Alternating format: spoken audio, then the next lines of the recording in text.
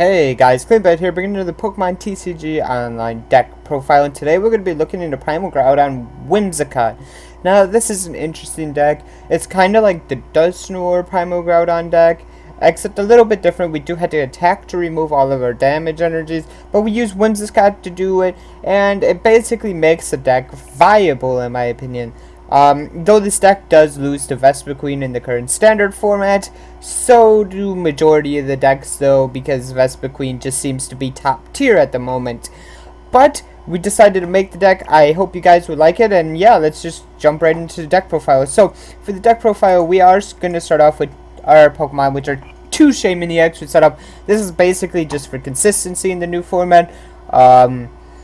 Before, you wouldn't even run this, but seeing we have the lack of supporters, we do need to run Shaymin now in Primal Groudon, which kind of sucks a little bit, but it's alright overall. What it does is really take up bench space, which can be a downside, but we can always use it as an attacker later on, though we do not run any DCE for this deck. Then, moving on, we're moving into Cottony, I do believe would be its name. It's just the basic, the basic Pokemon for the next Pokemon, which is Whimsicott.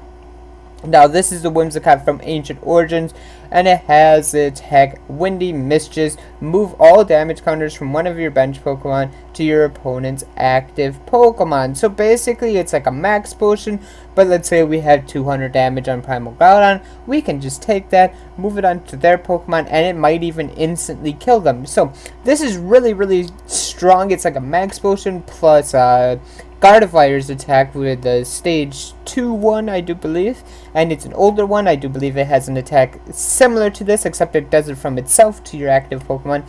So this is what we're kind of abusing in this deck. Hopefully Whimsicott, when you're playing it, will get set up properly and you won't really have to struggle all that much, but we do run other Pokemon to kind of support Whimsicott and Shaymin, even though those are already two really good support Pokemon for Primal Groudon.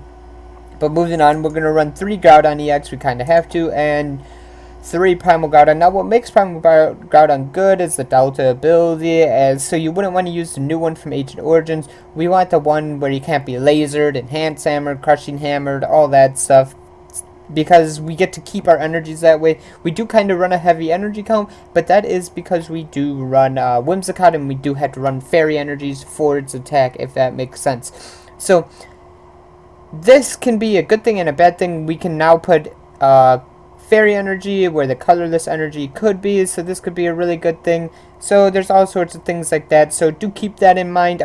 We are not running Mega Turbo in this version. You could add Mega Turbo for the version, for this version, but I'll go show where you could cut the cards out once we get there, essentially. But so moving on past the 3 Primal Groudon, we are running 2 Landorus, Baby Landorus with Shout of Power. Attach a basic energy from your discard pile to one of your bench Pokemon. This is our 3rd supporter for Primal Groudon. The thing is once we have a big Primal Groudon out easily, it usually can end the game because Whimsicott can heal it to full, and we do run switch and stuff like that, so we can switch it out from our active without having to pay the high retreat costs and stuff like that. So this is a pretty good supporter. It kind of just helps this turbo a little bit, if that makes sense. So that's why we run Landorus. Now this would also be a good combination with Mega Turbo, stuff like that, but I'll get into that a little bit later. Moving on to the trainers, we are running 1 Level Ball. This is a card that you could cut for a Mega Turbo technically. Though I just prefer running the Level Ball because you can grab Cottony and Whimsicott off of it. You probably won't use more than 1 Whimsicott per game, because after usually the first Primal Groudon gets completely healed, they usually don't have enough resources to kill it again. Just saying, but we run 33 just in case. Then we're running Sacred Ash.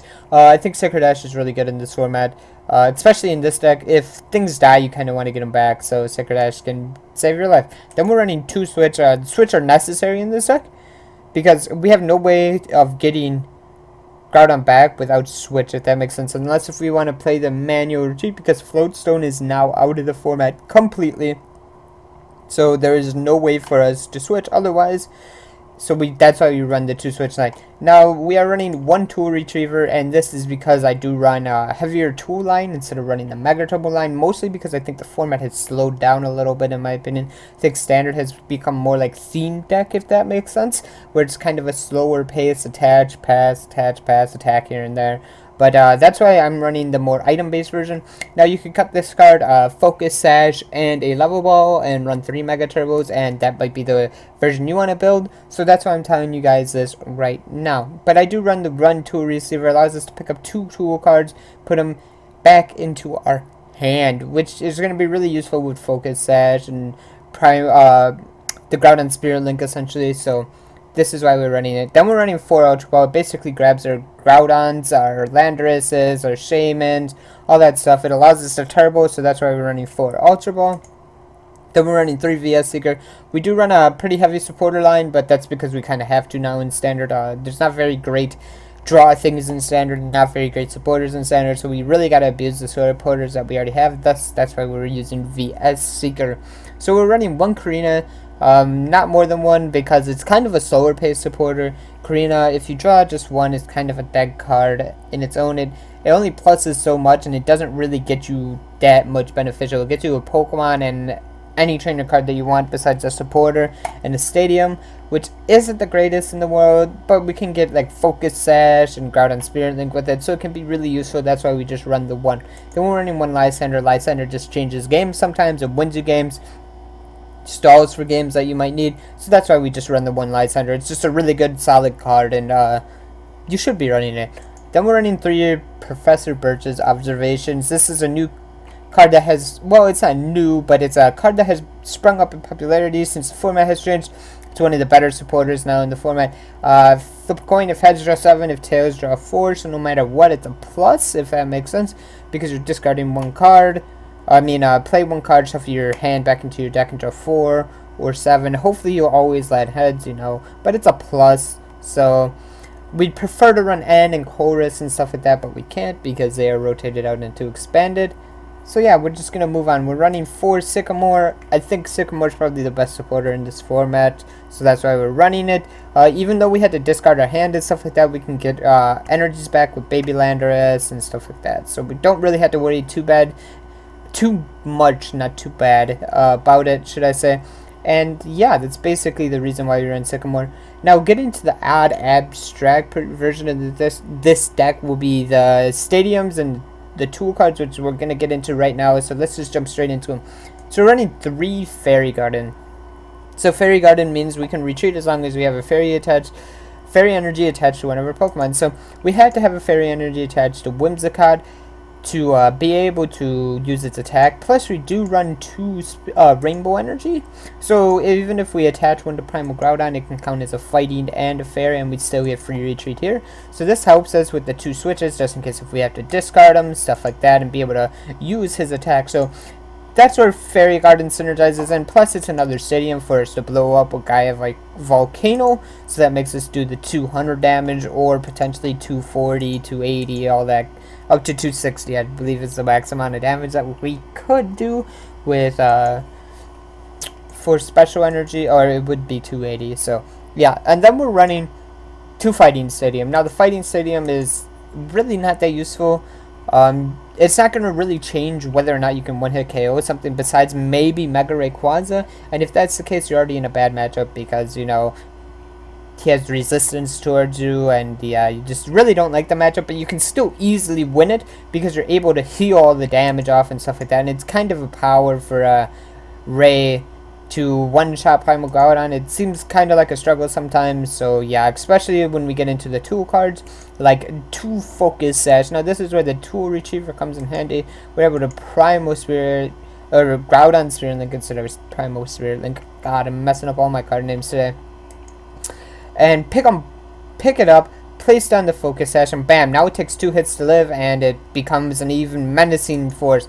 It can take a complete hit, get retreated by, let's say, a Rainbow Energy Fairy Garden, get healed the full, get another Focus Sash put down on it, and it will be just gravy, and it could take multiple turns for them to kill 1 Primal Groudon, and by then it's probably too late and you'll just win. So that's why we do run the Tool Receiver. I think it's just way, way, way better. So let's just jump straight into the energies. We're running 4 Strong Energy. Everybody likes to do 20 extra damage on fighting type Pokemon. They already hit like a truck, so let's make them hit harder. Enough said. Then we're running 2 Rainbow Energy. As I said before, it counts as a fairy and a fighting, and it's just useful overall, and you can't really go wrong with it, if that makes sense. Then we're running 3 Fairy Energy, just in case if we don't get our Rainbow Energies, stuff like that. We have an energy to attack with Whimsicott. Then we're running 5 Fighting Energy, and this is mostly for Landorus to get back. We can discard them with Sycamore, so they're not that crucial of a loss. We're more crucial on losing these, and these, and these. Those are like the things that we don't want to lose, if that makes sense. We want to kind of keep them in the deck as much as possible, so then we're able to do the Whimsicott abuse combos, essentially. So this is the entire deck, guys. Thank you guys so much for watching this video.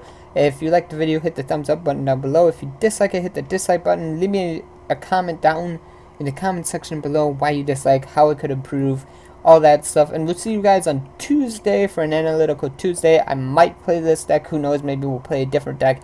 I do want to cover Vespiquen in Analytical Tuesday a little bit, so maybe we'll do that, but who knows. But I'll see you guys then. Go over to my channel, hit that subscribe button, and yeah, peace out, guys.